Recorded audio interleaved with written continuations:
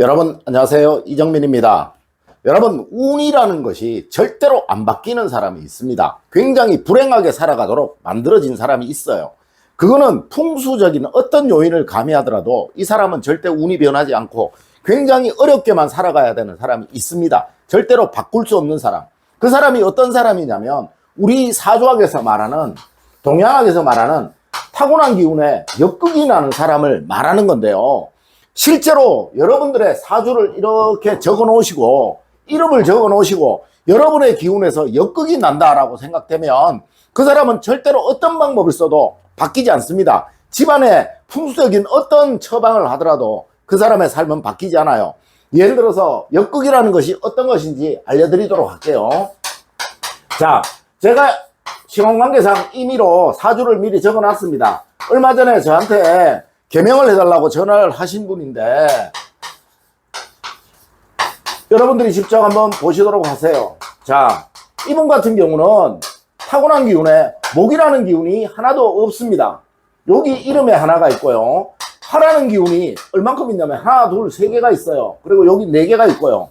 쉽게 여러분들도 이렇게 적어 놓으시면 아주 간단해요. 물론 이 사주를 해석하는 방법들은 전문가의 영역이라서 여러분들이 필요가 없지만 실제로 사주만을 적어놓고 여러분들의 사주에서 역극이 나지 않는다면 제가 평소에 알려드리는 기본적인 풍수 방법만 쓰더라도 여러분들의 삶은 변합니다. 그렇지만 이런 형상이 됐을 때는 풍수적인 어떤 처방을 하더라도 여러분의 삶은 변하지 않는다는 거예요. 또 누구의 삶도 변하지 않는다는 겁니다. 토는 여기 하나가 있어요. 그리고 금은 여기 세 개가 있고요. 그리고 수의 기운은 자기 자신의 기운 하나가 있어요. 역극이라는 것은 뭐를 말하냐면 여기의 기운이, 위의 기운이 이거보다 3배 이상 많은 경우를 역극이라고 그래요. 이런 것을 전문적인 용어로 화다, 토척, 화가 많아서 토가 쓸모 없어진다. 이런 경우를 금다수탁이라고 하고요. 금이 많아서 그 수의 쓰임이 없어진다. 이런 뜻인데요. 여기도 보니까 3, 1 이렇게 되니까 3배가 돼버리죠. 그죠? 이 사람이 화와 목의 이름이 아니고 토와 수의 이름이 만들어졌어야 되는데 예를 들어서 뭐 민영이가 되든지 민혁이가 되든지 민유리가 되든지 이런 식으로 이름이 만들어졌어야 되는데 도경이란 이름이 만들어지고 나니까 이 사람한테는 이런 역극이 난다는 겁니다. 여러분들의 사주도 한번 보세요. 여러분들의 사주를 가장 쉽게 찾는 방법은 어떻게 찾으면 되냐면 네이버에 들어가셔가지고 무료 만세력을 검색하세요. 무료 만세력을 검색하시면 지금 이런 사이트가 나올 겁니다. 그리고 그 사이트에 여러분들의 생년월일시를 거기에 따라서 입력을 하시면 이렇게 사주가 나올 거예요. 여러분들의 이름은 예를 들어서 초성에 기역자가 들어가면 목의 이름입니다. 니은, 디귿, 리을, 티귿이 들어가면 초성에 화의 이름입니다. 그 다음에 이응과 히읗이 들어가면 토의 이름이고 시읒과 지읒과 치읒이 들어가면 금의 이름이고 초성에 미음과 비읍과 피읍이 들어가면 수의 이름입니다. 여러분들의 이름이 어떤 이름을 나타내는지 옆에 적어 놓으시고 오행으로 이렇게 적어 보세요. 그리고 나서 그 기세를 이렇게 개수를 적어 놔 보세요. 적어 놔 보시고 이런 형상, 역극의 형상, 위에 게 이거에 3배 이상 되는 그런 형상이 벌어지면 역극이 나는 거라고 생각하시면 돼요. 이 역극이 나면 여러분들이 어떤 수를 쓰더라도 여러분들의 삶은 바뀌지 않습니다. 풍수적인 어떤 처방을 하더라도 바뀌지 않는다는 거예요. 이럴 때는 방법이 하나밖에 없어요. 이 이름을 이런 식으로 바꿔야 된다는 거죠. 개명을 해야 된다는 거예요. 개명이라는 게, 이름이라는 게 왜 중요하냐면 소리는 그 사람의 사주의 기운을 바꾼다라고 했거든요. 계속 들리는 소리에 의해서 그 사람의 근본 성품이 바뀌어가는 거예요. 그런데 이 이름을 개명하는 데 대해서 현대에 굉장히 부담을 많이 가지시는 분들이 많더라고요.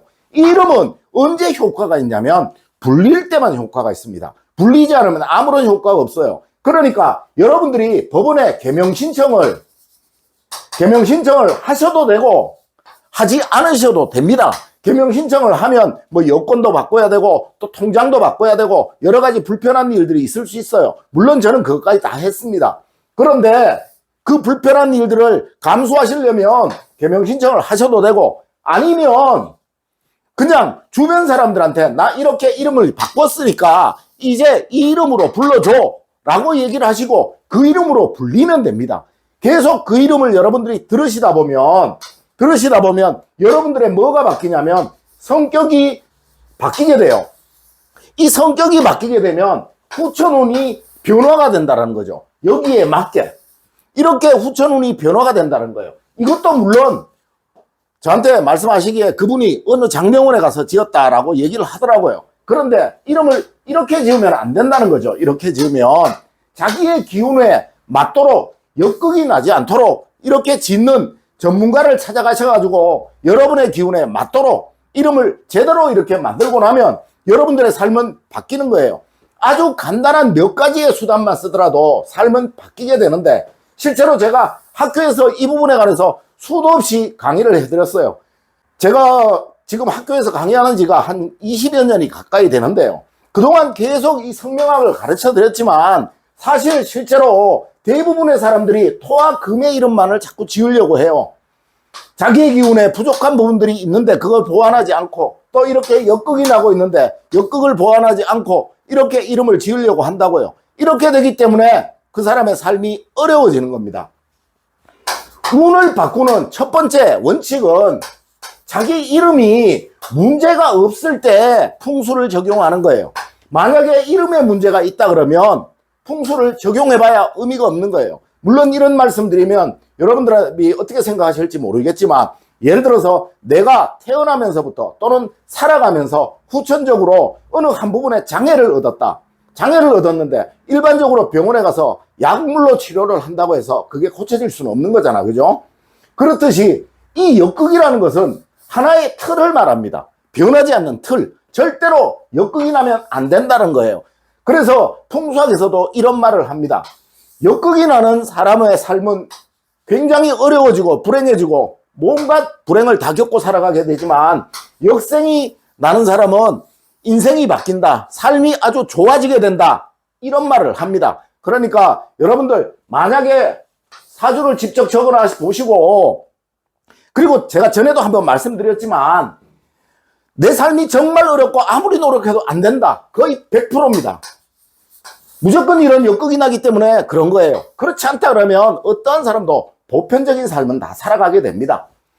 이렇게 사주를 적어놓고 이름을 적어놓고 역극이 나고 있는지 한번 판단해 보세요. 만약에 역극이 난다 그러면 다른 방법 없습니다. 이름부터 바꿔놓고 그리고 풍수를 적용하든지 뭘 하든지 그렇게 해야 된다는 거예요. 제가 오늘 여러분들한테 이 말씀을 드린 이유는 너무도 이런 분들이 많더라는 거예요. 굉장히 많아요. 여러분들은 아니라고 생각하실 수도 있겠지만 실제로 내 삶이 정말 힘들고 진짜 뭐 뭘 해도 안 되고 막 굉장히 고난을 받고 있고 이러면 거의 대부분 이 영상입니다.